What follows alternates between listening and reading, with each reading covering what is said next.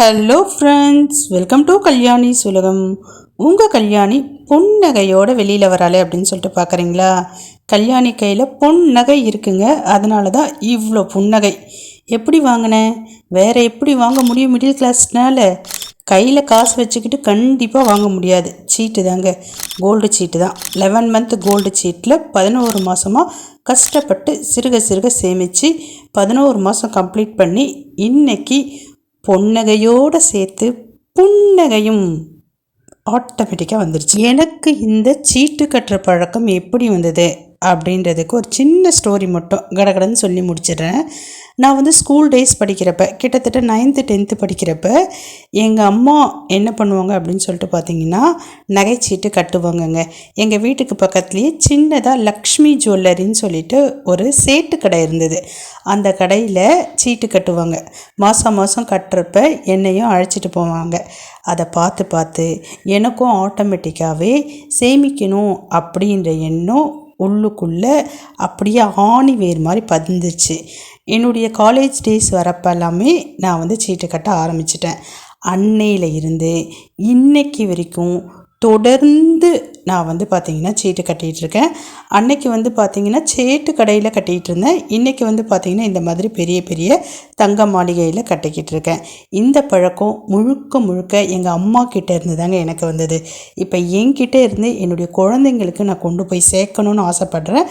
அதனால தான் இந்த மாதிரி சீட்டு கட்டுற இடத்துக்காகட்டும், கோல்டு வாங்குகிற இடத்துக்காகட்டும் என்னுடைய குழந்தைங்கள என்னுடைய கூடவே அழைச்சிட்டு வரேன். இப்போ வாங்க இந்த vlog எப்படி போகுதுன்னு சொல்லிட்டு பார்க்கலாம். அதுக்கு முன்னாடி நம்ம சேனலை இன்னும் சப்ஸ்கிரைப் பண்ணாமல் பார்த்துட்டு இருந்தீங்கன்னா சப்ஸ்கிரைப் பண்ணிக்கிங்க. கூடவே ஒரு பெல் பட்டன் இருக்கும். அந்த பட்டனை ப்ரெஸ் பண்ணி அதில் ஆல் ஆப்ஷனை கிளிக் பண்ணிக்கிங்க. என்ன உங்களுக்கு பிடிச்சிருக்கு, என்னுடைய வீடியோஸ்லாம் உங்களுக்கு பிடிச்சிருக்குன்னா மேலும் உங்களுடைய ஃப்ரெண்ட்ஸ் அண்ட் ஃபேமிலிக்கு ஷேர் பண்ணி எனக்கு சப்போர்ட் பண்ணுங்கள். இப்போ 11 மாதம் கம்ப்ளீட் பண்ணிட்டோங்க. ஒரு குறிப்பிட்ட தொகையை மாதம் கட்டிக்கிட்டு வந்தோம். ஃபுல்லாக மெச்சோர்டு ஆயிடுச்சு. இப்போ அதுக்கான நகையை தான் வாங்கிக்கிட்டு இருக்கோம். நாங்கள் ஜிஆர்டி பூந்தமல்லியில் இருக்குது பாருங்கள், அந்த ஜிஆர்டியில் தான் கட்டிக்கிட்டு வரோம். இதுக்கு முன்னாடி பார்த்திங்கன்னா நாங்கள் வந்து டி நகரில் கட்டிக்கிட்டு இருந்தோம். இப்போ டி நகரில் போகிறது இல்லைங்க. எப்போ பூந்தமல்லி பிரான்ச் ஓப்பன் பண்ணாங்களோ அப்பத்துலேருந்தே நாங்கள் பூந்தமல்லியில் கட்டிக்கிட்டு தான் வரோமே. வருஷத்துக்கு கண்டிப்பாக 1 கிராம் தங்கமாவது நான் எடுத்துருவேன் இந்த மாதிரி சீட்டு போட்டு. நாங்கள் நெக்லஸ் எடுக்கலான்னு சொல்லிட்டு தாங்க வந்திருந்தோம். சோக்கர் அப்படி இல்லைன்னா நெக்லஸ், இது ரெண்டுத்தில் ஏதாவது எடுக்கலான்னு சொல்லிட்டு தான் பிளான் பண்ணிட்டு வந்திருந்தோம். கூடுதலாக கொஞ்சம் அமௌண்ட் போட்டு நம்ம வாங்கிக்கலாம், பழைய நகை ஏதாவது மாற்றி வாங்கிக்கலாம் அப்படின்னு சொல்லிட்டு தான் வந்திருந்தோம். பட் சோக்கர் ஆகட்டும், நெக்லஸ் ஆகட்டும், நாங்கள் கொண்டு போன அமௌண்ட்டுக்கு மேலே ரொம்பவே ஜாஸ்தியாக இருந்தது. ஸோ அதனால் அந்த பிளானை அப்படியே ஸ்டாப் பண்ணிக்கிட்டோம். இப்போ இருக்கிற சூழலுக்கு கண்டிப்பாக அவ்வளோ அமௌண்ட் பே பண்ணி நம்மளால் வாங்க முடியாது. அப்படின்ற பட்சத்தில் நம்ம இருக்கிறதுக்கு ஏற்ற மாதிரி வாங்கிக்கலாம் அப்படின்னு சொல்லிட்டு வேறு ஐட்டத்தை பார்க்க ஆரம்பிச்சிட்டோம். முதல்ல போய் பார்த்தோம் அப்படியே ஒரு ரவுண்டு.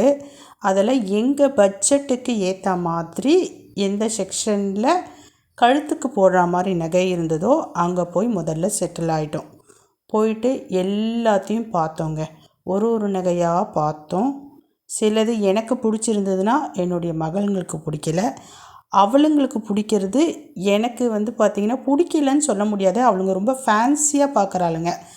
நான் எப்படி எடுத்து வைக்கிறேன்னா அவளுங்களுடைய மேரேஜுக்கு கொடுக்குற மாதிரி தான் நான் வந்து பார்த்திங்கன்னா பார்த்து எடுக்கிறேன். அதனால எனக்கு அவளுங்க எடுக்கிற ஐட்டம் வந்து பார்த்திங்கன்னா ரொம்ப வெயிட்லெஸ்ஸாக டக்குன்னு அறந்துடுற மாதிரி தான் வந்து அவளுங்க பார்த்தாளுங்க. அதனால் அப்படிலாம் வேணாமா, எடுக்கிறத எடுக்கிறோம், கொஞ்சமாவது தெருப்பாக எடுத்துக்கலாம் அப்படின்னு சொல்லிட்டு உட்காந்து இப்போ நான் பார்த்துட்ருக்கேன். எவ்வளோ டென்ஷனாக இருக்கேன் பாருங்கள். நகை கடைக்கு போனாலுமே டென்ஷன் தான், இதை எடுக்கிறதா அதை எடுக்கிறதா அப்படின்ட்டு. பட் என்னுடைய டென்ஷனை எல்லாத்தையும் குறைச்சிட்டாங்க. யார் குறைச்சாங்க தெரியுமா? அங்கே இருந்த ஷாப்கீப்பர் தாங்க. எனக்கு வந்து பார்த்திங்கன்னா ஒரு பாப்பா எடுத்து காமிச்சிட்டு இருந்தாங்க. சின்ன பொண்ணு தான் அவங்க. ரொம்ப பொறுமையாக அழகாக எக்ஸ்பிளைன் பண்ணி நீட்டாக எனக்கு வந்து பார்த்திங்கன்னா இது நல்லதுக்கா, இது நல்லதுக்கா, இதை எடுத்துக்கோங்கக்கா, உங்கள் பட்ஜெட்டுக்கு இது வந்து ஷூட் ஆகும் அப்படின்ற மாதிரி நல்லா வந்து பார்த்திங்கன்னா எக்ஸ்பிளைன் பண்ணாங்க. நிறைய ஐடியாஸ் கொடுத்தாங்க எனக்கு.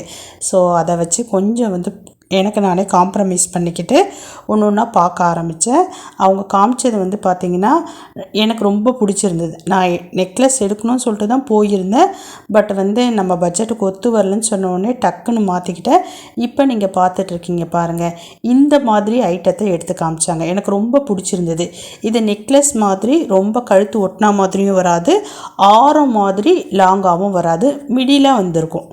இது வந்து பார்த்திங்கன்னா சாரீஸ்க்கும் போட்டுக்கலாம், சுடிதாருக்கும் போட்டுக்கலாம், ஆஃப் சாரிக்கும் போட்டுக்கலாம், அந்த மாதிரி தான் இருந்தது. பட் இதுவுமே பார்த்திங்கன்னா கூடுதலான வெயிட்டில் தாங்க இருந்தது.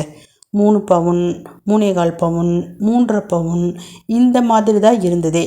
பட் இதிலையே பார்த்திங்கன்னா அந்தந்த கிராமுக்கு ஏற்ற மாதிரி ஒரு 4-5 ஐட்டம்ஸ் வந்து காமிச்சாங்க. அந்தந்த லென்த்து வெயிட்டுக்கு ஏற்ற மாதிரி ஒரு 4-5 காமிச்சாங்க. அதில் எங்கள் வெயிட்டுக்கு ஏற்ற மாதிரி நான் ஒன்று பார்த்து சூஸ் பண்ணோம். எனக்கு வந்து பார்த்திங்கன்னா ரொம்பவே சாட்டிஸ்ஃபைடாக இருந்ததுங்க. அப்புறமேட்டு பார்த்திங்கன்னா அதை எடுத்து வெயிட்டு போடுறப்பவும் ரொம்ப கூடுதலாக தான் இருந்தது அமௌண்ட்டு. உடனே அந்த கேர்ளே என்ன பண்ணாங்க அப்படின்னு சொல்லிட்டு பார்த்திங்கன்னா ஒரு ஐடியா கொடுத்தாங்க.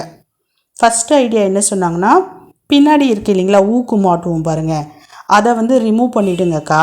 ரிமூவ் பண்ணிவிட்டு உங்களுக்கு எப்போ வந்து அமௌண்ட்டு கிடைக்குதோ அப்போ வந்து நீங்கள் அந்த மேலே இருக்கக்கூடிய வளையத்தை போட்டுக்கலாம் அப்படின்னு சொல்லிட்டு சொன்னாங்க.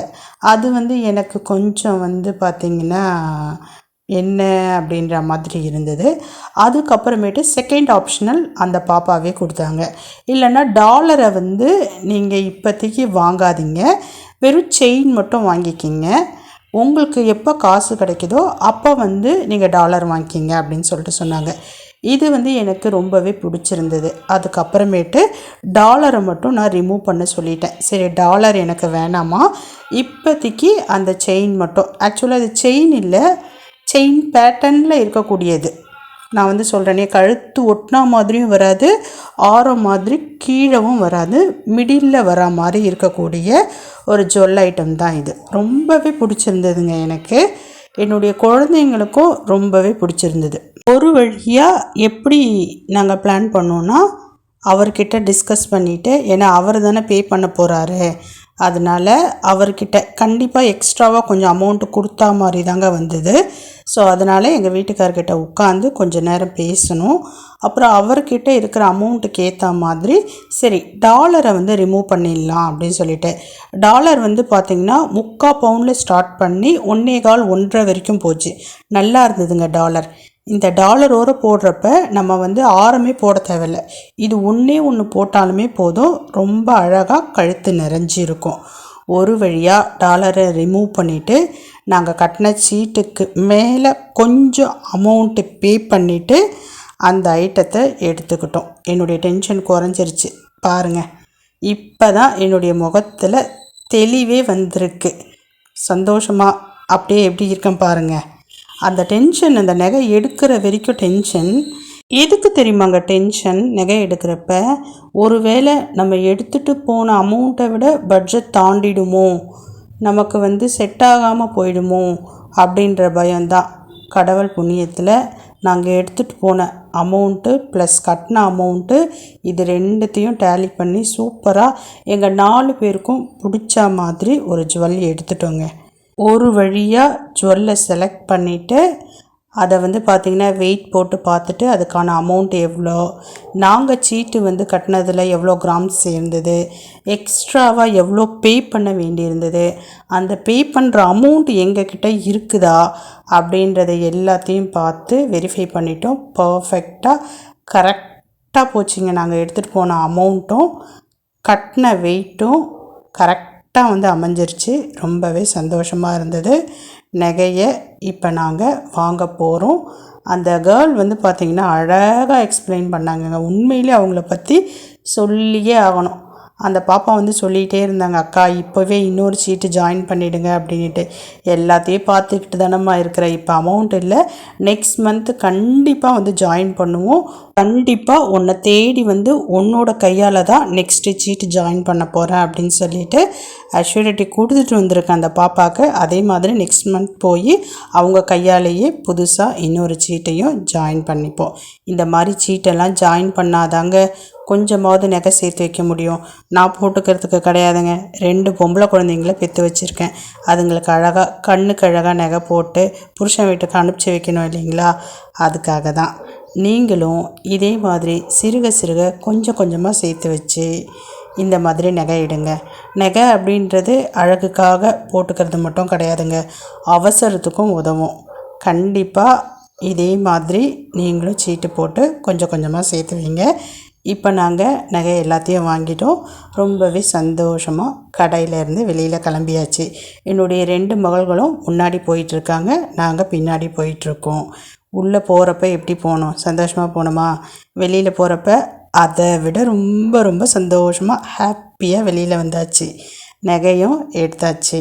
முடிஞ்ச அளவுக்கு நீங்களும் இதே மாதிரி சிறுக சிறுக சேமித்து பெருசாக பெரிய நகையாக இதை விட ஜாஸ்தியாக வாங்கணும், வாங்குவீங்க, கட்டுவீங்க அப்படின்னு சொல்லி இந்த வீடியோவை இதோடு நான் முடிச்சுக்கிறேன். ரொம்பவே ஹாப்பியாக இருக்குங்க. வீட்டுக்கு வந்தாச்சு. இந்த ஹாப்பின்றதை 10 டைம் சொல்கிறேனே அப்படின்னு சொல்லிட்டு நினைக்காதீங்க. அப்போனா நீங்கள் புரிஞ்சுக்கிங்க நான் எந்த அளவுக்கு ஹாப்பியாக இருக்கிறேன் அப்படின்ட்டு. ரொம்பவே சந்தோஷமாக இருக்குங்க. இதுக்கு எல்லாத்துக்குமே என்னுடைய வீட்டுக்காரர் தான் காரணம். அவருடைய உழைப்பு தாங்க. அவருடைய உழைப்பு. நான் சொல்லுவேன் இதை செய்யலாம், இதை செய்யலாம், இதை செய்யலாம் அப்படின்ட்டு. நான் சொல்கிறத கேட்டு நியாயமாக இருந்தால் கண்டிப்பாக அவர் வந்து செஞ்சு கொடுப்பாரு. அப்படி தான் மாதம் மாதம் அவர் கையில் இருந்து கொஞ்சம் கொஞ்சமாக அமௌண்ட்டு வாங்கி சீட்டு கட்டி இன்றைக்கி பொருளையும் எடுத்துகிட்டு வந்துட்டோம். அதில் அவருக்குமே ரொம்ப சந்தோஷம். அடிக்கடி சொல்லுவார், இது எல்லாமே என்கிட்ட நான் சம்பாரித்தாலும் நீ பொறுப்பாக இருக்கிறதுனால தான் இதெல்லாம் வாங்க முடியுது, செய்ய முடியுதுன்னு சொல்லிட்டு சொல்லுவார். அது வந்து என்னை ரொம்பவே அப்ரிஷியேட் பண்ணுற மாதிரி இருக்குங்க. சரி, இப்போ நான் கிளம்புறேன். பாய்.